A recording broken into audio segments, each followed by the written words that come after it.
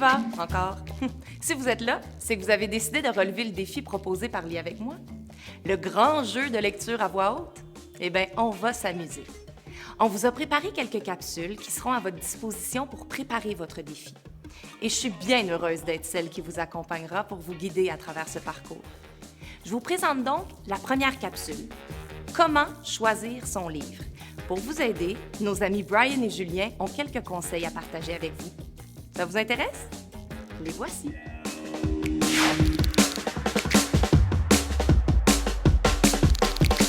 Donc, comment on fait pour choisir un bon livre pour le grand jeu de lecture Lis avec moi? Il faut que le livre que tu lises à voix haute soit capable de te fermer les yeux et de te faire un film dans ta tête. Parce que lorsque tu vas lire à voix haute, tu ne pourras pas montrer les images aux amis qui vont t'écouter. Donc, si tu arrives à te fermer les yeux et à imaginer l'histoire, là, tu es sûr d'avoir un roman ou un album gagnant. Un très bon livre qui va intéresser les autres. J'ai David, lui. David, il me dit, mais là, monsieur Julien, si tu lis un livre à voix haute, il ne faut pas que tu révèles le punch de l'histoire. Sinon, la personne, il ne voudra pas lire le livre après. La personne ne voudra pas le lire. Donc, tu lis un livre, puis tu peux t'arrêter au moment là, où il commence à avoir du suspense. Là, tu peux t'arrêter, puis là, ça va être super intéressant.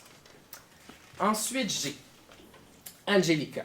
Angelica, elle, ça a été le premier commentaire que j'ai reçu ce matin. Puis Angelica me dit, il faut d'abord que ce soit un livre que tu aimes, un livre que tu as envie de partager. Tu ne vas pas regarder dans ta bibliothèque et faire, ah, ce livre-là, je ne le connais pas, je vais le prendre puis je vais le lire. Il faut que tu l'aies lu avant, ce livre-là, puis que tu l'aimes. Tu as envie de partager quelque chose, tu as envie de partager ta lecture que tu as fait, partager les personnages, faire découvrir ça aux autres. Là, ça devient intéressant. Un autre point, Alissa encore. Alissa me dit, il faut que ce soit un livre qui a beaucoup de paroles à l'intérieur. C'est fun de faire parler des personnages. Es-tu capable de faire des voix de personnages? Oui. Est-ce qu'il y en a qui sont capables de faire une voix de chat? Comment on fait une voix, pas en miaulant, un chat qui va dire bonjour, je m'appelle. Exemple, bonjour, je m'appelle. Ah, regardez derrière, on a Peter le chat debout. Est-ce que quelqu'un serait capable de parler comme Peter? Comment il parle, Peter? Bonjour, je m'appelle Peter. Oh, excellent! Peter, il roule ses airs. Mais c'est intéressant. Mais si on parle comme ça, puis que Peter, il dit bonjour, c'est pas intéressant. Mais c'est Peter, on lui donne un petit caractère. Mais s'il parle dans notre livre, si Peter, il parle dans le livre, ça devient intéressant. Puis toi, tu peux user ton imagination puis créer des voix de personnages. Là, c'est intéressant. On a Ashley. Ashley, elle nous a dit, dans le livre qu'on va lire, ben, il faut que je comprenne les mots. Hein? Si je te dis, il était une fois un carcajou qui est arrivé. C'est quoi un carcajou? Exactement. Donc, un carcajou, quand tu fermes tes yeux, est-ce que tout le monde s'imagine un carcajou? Oui. Non, pas tout le monde. Oui. D'accord?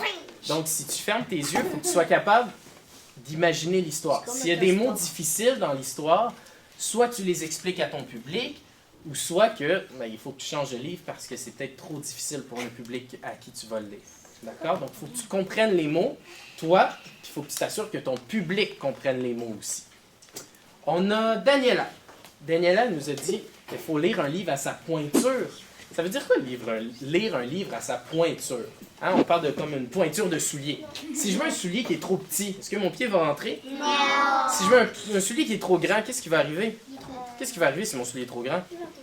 Ben, il va tomber. Donc, c'est quoi un livre à sa pointure? Dis-moi donc. Ça veut dire à ta personnalité. Un livre, oui, ça peut être à sa personnalité, donc un livre qui nous ressemble. Quoi d'autre? Ben, si tu es un enfant, il faut pas prendre des... On peut prendre des livres d'adultes, mais on n'est pas obligé. Si tu prends un livre d'adulte, est-ce que tu vas comprendre tout le vocabulaire qu'il y a dedans? Non. Non, pas nécessairement. Il faut que ce soit un livre que tu sois capable de lire du début à la fin. Tu sais, j'ai un autre élève qui m'a dit ça. Qui m'avait dit ça déjà? Mais je pense que c'était Daniela même. Ben exactement, c'était Daniela. Elle nous dit de lire un livre à sa pointure. Donc un livre que tu es capable de lire du début à la fin, que tu comprends l'histoire, et un livre que, effectivement, tu auras lu du début à la fin. Si tu choisis un gros livre comme ça, et là, tu as 1 mois pour te préparer. Là, c'est un gros défi, là. Faut que tu l'aies lu du début jusqu'à la fin pour comprendre l'histoire, pour bien la raconter. Donc, c'est mieux de choisir un livre que tu es capable de lire du début à la fin avant de faire le grand jeu de lecture. J'ai aussi Jade. Jade, elle nous a dit, mais là, monsieur Julien, il faut un livre qui capte l'attention. Ça veut dire quoi, capter l'attention? Ouais. Pour faire comme mettons rire les gens. Ah, tu peux faire rire les gens. La personne va être portée à t'écouter si tu le fais rire, effectivement. Pour l'attraire comme pas un livre plat. Ben, un livre plate, est-ce qu'on a envie de se faire lire des histoires plates? Non, il faut que ce soit un livre qu'on a envie, qu'il y a de l'aventure, qu'il y a du suspense, qu'il y a de l'humour, qu'il y a de l'action.